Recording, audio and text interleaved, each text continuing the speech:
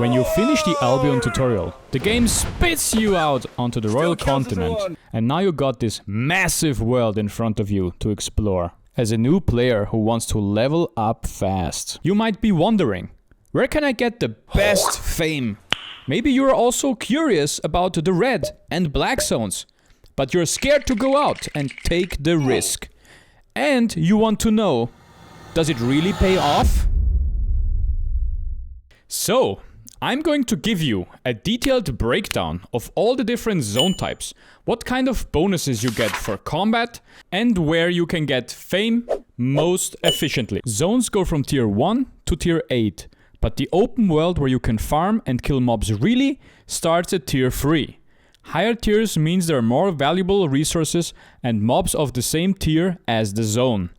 Higher tier mobs are obviously tougher to kill and give you more combat fame. So if you want more fame per hour, you should go into a higher tier zone. But there's a lot more to it than that. As you can see, the zones are labeled with 4 colors. These dictate the rules of combat in the zone. Therefore, how safe you are in the zone. The Royal Continent has blue, yellow, and red zones, and all the black zones are in the section of the map above it, called the Outlands. Blue zones are the safest way to get combat fame, but also the slowest. These range from tier 3 to tier 5. Blue means you cannot be attacked by other players unless you sign up for faction warfare, but that's a different topic. And even then you can't actually die or lose any of your stuff. So blue zones are very safe, and if you're just gathering or killing mobs, there is no PvP. Below the little map in the corner, you have a number that clearly displays exactly how many players are in the zone. For example, right now in this zone I'm in, there are 12 people. So in blue zones, you know how many people are competing for the same resources and mobs. So you can better see if a zone is overcrowded and if it's worth being there. Additionally, blue zones have a higher respawn rate, but lower density. So mobs are more spread out, and you will not find many of them close together.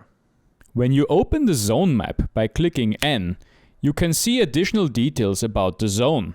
By the way, you can also see this information for any zone without being in it, by clicking M and then navigating to a zone you want to get information on, and you get the same display.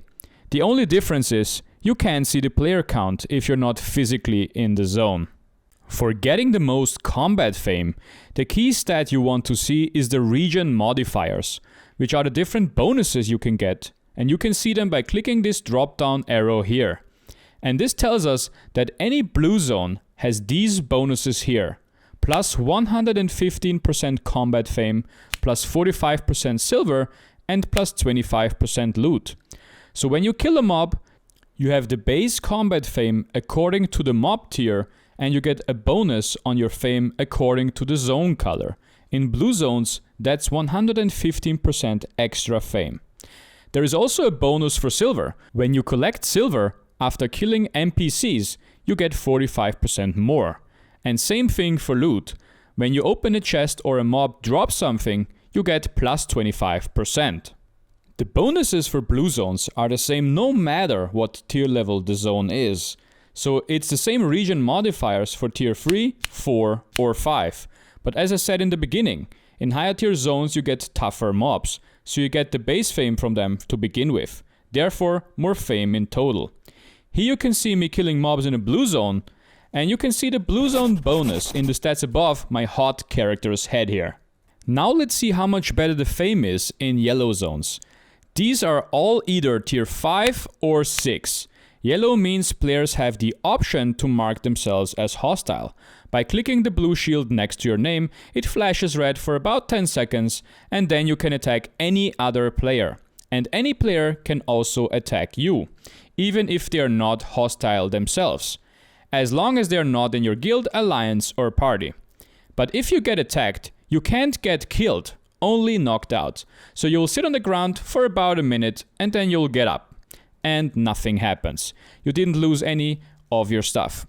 So there is no real danger. And also keep in mind, the fame you get for killing other players doesn't count towards your skill progression. You don't see the exact number of people in yellow zones.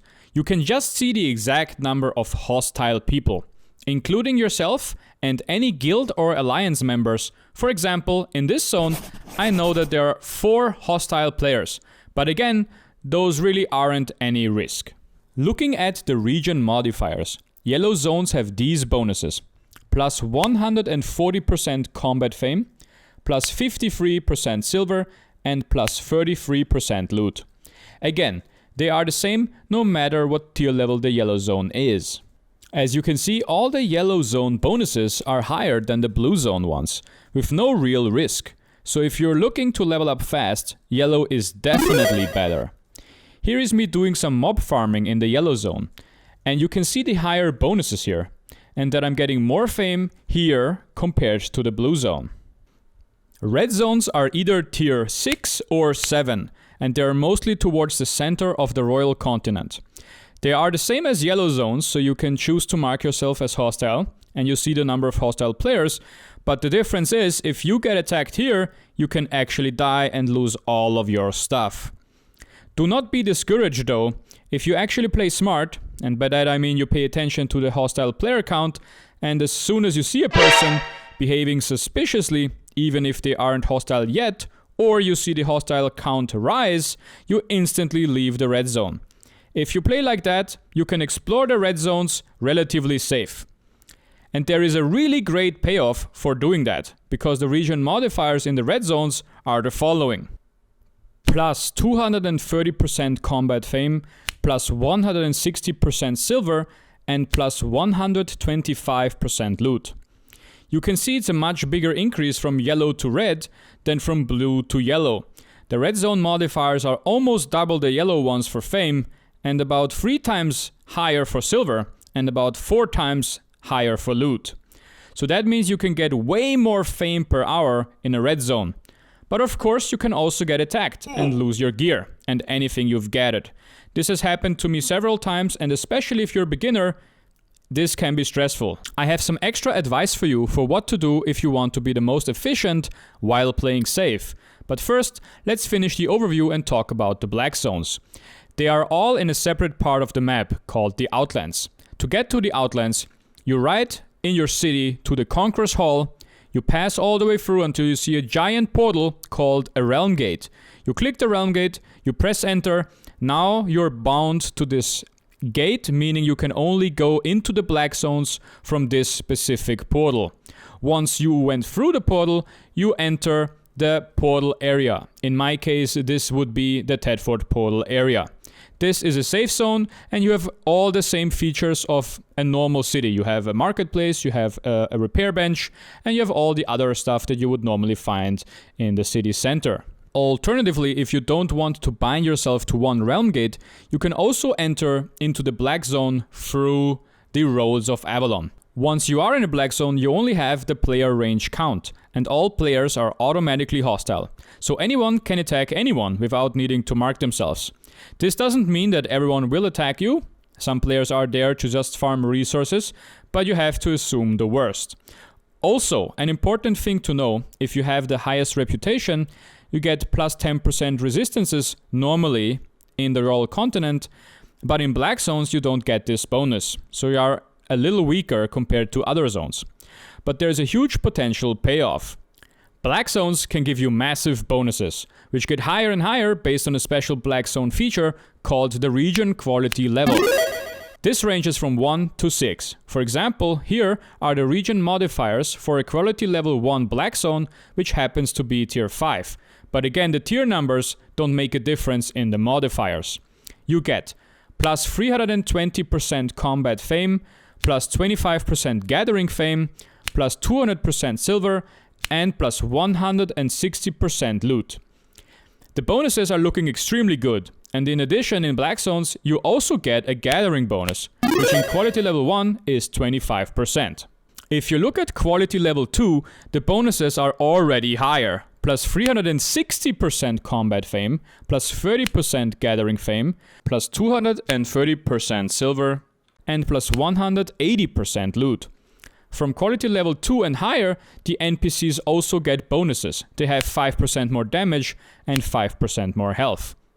Now let's look at the maximum quality level, which is 6. There are more of these around the center of the map, and in a tier 5 quality level 6 black zone, the bonuses are plus 530% combat fame, plus 50% gathering fame, plus 350% silver, and plus 260% loot.